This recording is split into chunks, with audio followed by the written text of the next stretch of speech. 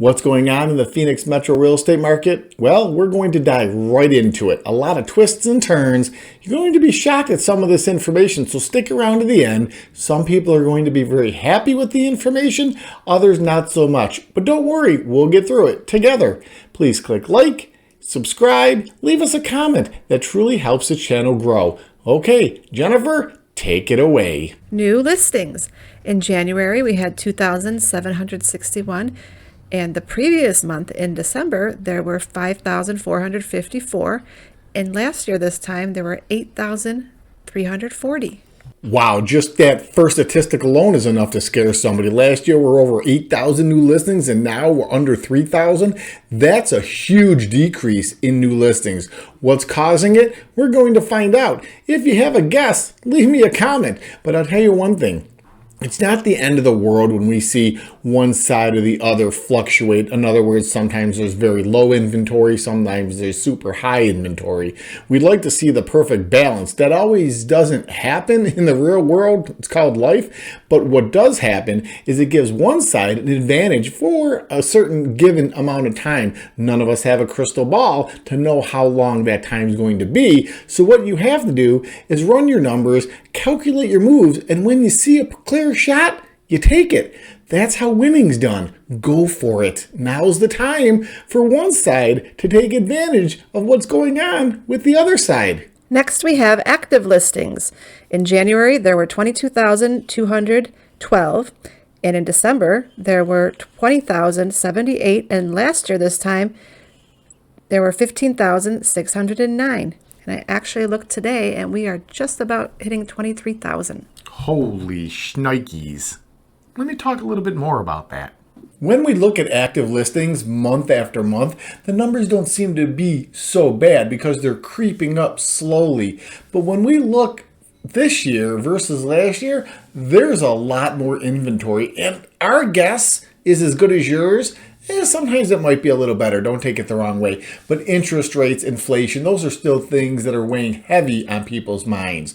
So you see an inventory start building if sellers put their houses on the market and buyers aren't buying. So is it a good time for buyers to get out there shopping? We're going to talk more about that a bit down the road, but I think you can take an educated guess. Absolutely. Sellers might be in a position that they have to, not get exactly what they were looking for. And buyers know that if there's more product on the shelf, they can take their time and be selective. They're not being as rushed. That's what happens when we start seeing active listings spiking. And you're going to see more cause and effect when houses are being added to the market and they aren't moving. Closed listings. In January, we had 4,222. In December, 5,028. And last year, this time, only 3,906. When I said there's a lot of twists and turns in the real estate market, closed listings is a prime example of exactly what I'm talking about. So no huge reason to pump the brakes or cause for alarm because people are still buying and selling houses. But if they don't keep up, they meaning the houses for sale being bought, then inventory starts to build. And that's exactly what we're seeing. There's other effects, which we've talked about a little bit already, and we're going to talk a little bit more about. But the big issue or the big take from what I'm telling you now is there's no reason not to be thinking about selling your property or thinking about buying one, perhaps both.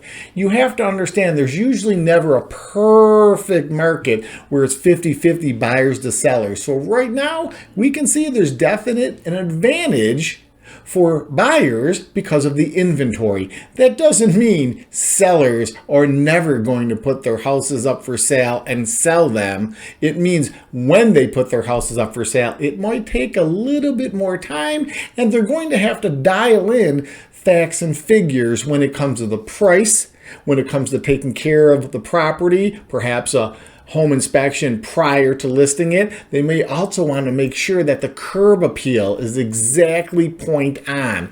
Looks do have a lot to do with why people would want to view your property, take a tour of it. When people are online, for example, looking at a particular property, we really don't spend that much time until we flick to the next picture, flick to the next picture, flick to the next picture. So we definitely want to make sure, if you're a seller, that those first couple of pictures are spot on. on. You have to grab the attention of the viewer so they go on to the next picture and then obviously read more description about the property. The other thing is, which I just mentioned, is you want to make sure that you're priced about where you need to be. There's nothing wrong with testing the proverbial water, but you do have to understand if there's more inventory, typically sellers are going to compete with other sellers. That's an advantage for buyers. So pricing your house properly is one of the 3 P's I always speak about: price, product, promotion. If you're looking for your dream home, perhaps an investment property or a second home here in the Valley of the Sun,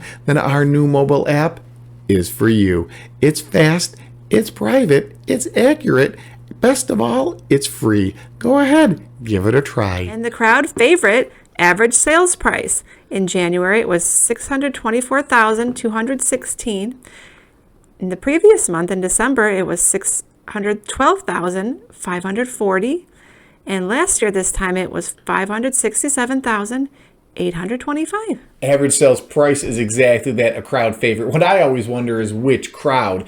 If prices start to spike, buyers get very upset. They get worried they're going to get priced out of the market. And if prices start to tank, sellers get worried that they're not going to maximize profit. I don't know, again, if there's ever going to be an even keel to home prices, but one thing I can tell you, if prices continue to increase, that's not a bad thing. Of course, when you're buying, you want the prices again to be lower, but after you close on your property, the first thing you're hoping is, hopefully our home prices skyrocket. And the same thing for sellers. They want the prices to hold as long as they can, and obviously they want to make sure that their prices are maximized out or their profits are maximized out. But the funny thing is, and sometimes this happens, people are buying and selling. So as much as they want to get top dollar for their house for sale, they also want to get the home that they're buying for rock bottom. And of course, the flip side is also true. It goes also a little deeper than that. And I know I'm going a little bit off point with the real estate market update, but not really, because this is important information.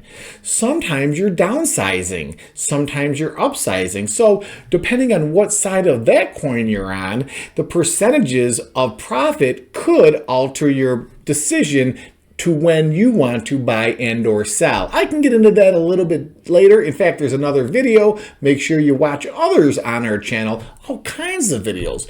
Hiking, golfing, hot air balloon rides, local events. We'd like to support local businesses.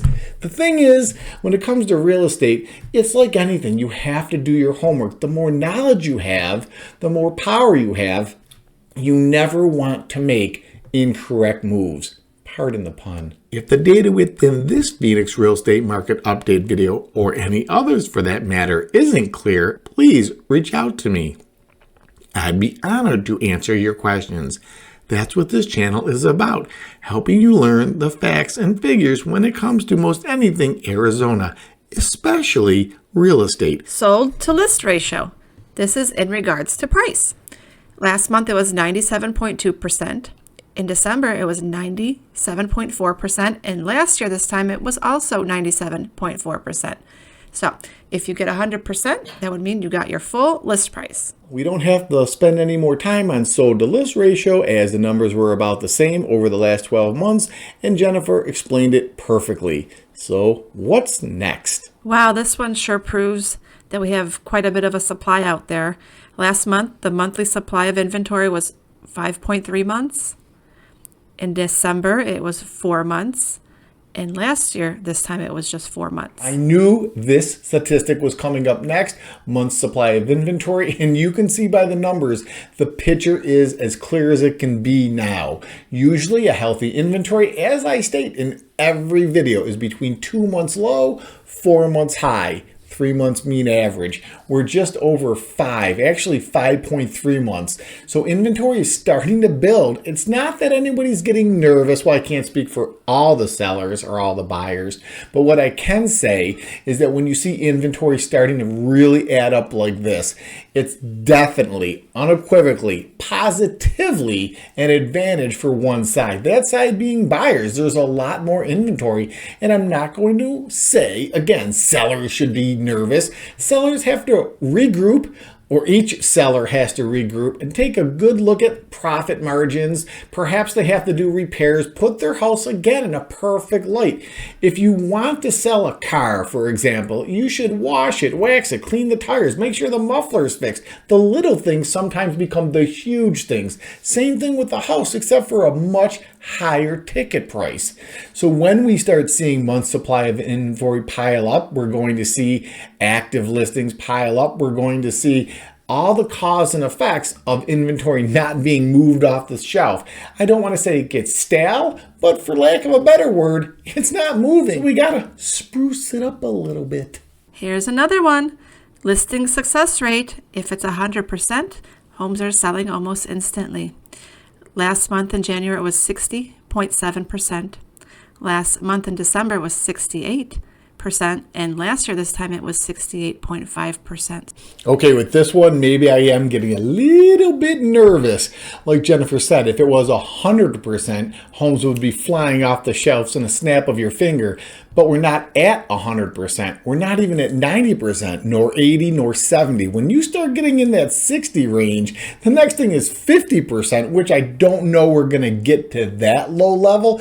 But if you do, by the numbers, a 50% chance of putting your house on the market and it being sold, that's not where any seller wants to be. Again, buyers might be smiling ear to ear, knowing that they have a monster advantage if we hit that number. One tip I can definitely give you is to make sure that your house is in tip-top shape if you're going to sell it. I know I've mentioned that prior in this video, but there's a lot of different things you as a seller can put your property in best position to make sure that you stand out from the competition. Of course, there's the little things which I mentioned, and there's the big things which I mentioned. Another little side note to this whole thing is when we say that it could be a 50% chance of it selling, or right now currently just over 60, that doesn't mean it's across the board that way. And I hate to say it, but I have to say it. Some areas, houses, styles are more desirable than others. So there's certain, let's for example take communities that no matter what the market is, those properties usually go pretty quick. And then the flip side is true. There's areas that no matter what the market is, they're just not going to move. So you always again have your, teeter-tottering effect. And what causes that, and it goes way back to the beginning of real estate, location, location, location. It isn't everything, but if the property is more desirable and the area is more desirable, it's going to move faster than the numbers that we're seeing now. And of course, the flip side is true as well. Leave me a comment. Tell me what you think is going to happen in 2025. One last statistic that proves that it is not a seller's market is average days on market. Remember when the homes would last about 30 seconds? I do. Well, in January, the average days on market was 81. Yikes. In December, it was 75. And last year, this time, it was 68. Up and away with days on market, which is exactly what buyers want to hear and not exactly what sellers want to hear. Then again, if you're buying and selling, I guess it's a wash. The thing is, when markets shift one way or the other, there's going to be an advantage, but it doesn't last forever. I'm quite sure if you're watching these videos, you've seen me do the old ebbs and flows. Like life in oceans, real estate follows that pattern as well. Right now, advantage buyer, inventory's up. Of course, we're still waiting, or most people are waiting, for interest rates and inflation to go down to make mortgage payments more, well, I guess, easier to manage. But if I was a buyer or a potential buyer right now, I would absolutely be running the numbers, talking to lenders, and we can get you a couple great ones to run those numbers for you. Because if the numbers work, now is the time to get out there, because the number of houses on the market are up through the roof. Pardon the pun, and that's exactly where buyers want to be. Sellers, I've explained a couple times where you need to be, putting your house in the best position to compete with the other houses that are for sale. If you like this video, make sure you check out this one. I'll see you over there. Until next time, take care. God bless America. I'll talk to you soon.